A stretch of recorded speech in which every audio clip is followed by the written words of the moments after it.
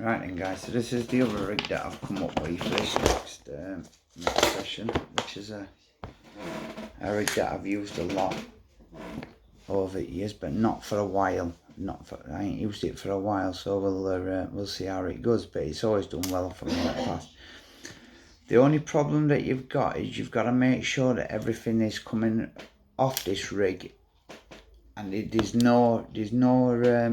it's not coming off offset on one side, otherwise the hook kind of flips and it don't catch as good. Now that's a pineapple and actually it's not, it's butyric acid and amino. It's my version of sticky baits. Sticky baits do one, I think theirs is something berry though, but I just used their amino and butyric acid, and I've been doing really well on it as a feed bait and also as an hook bait.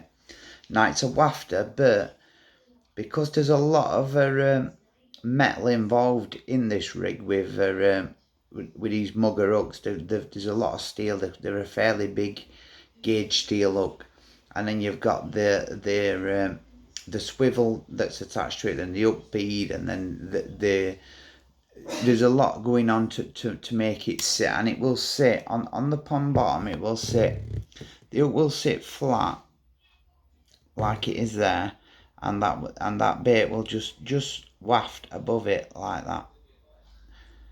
Now it's got freedom. There's freedom in that hook, and the reason that I like it like that is, again, so it can drop out of the way of the fish's mouth when it's hooked.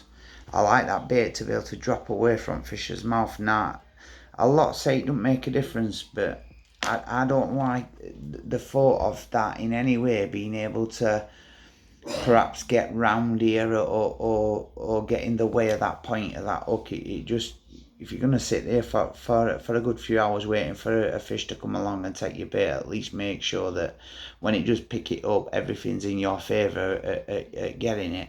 Now, but it will sit, like I've just said, it will sit like that on the lake bed. So that's just another, all it is, it's the same rigs as I've just tied, but instead of the air, I've cut the air off, and I've just put a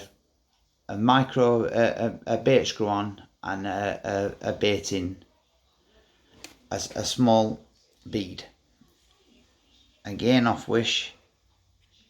Now I like that little bit of separation in it because it just gives it that, just to fall out of the way of the hook when it hooks the fish.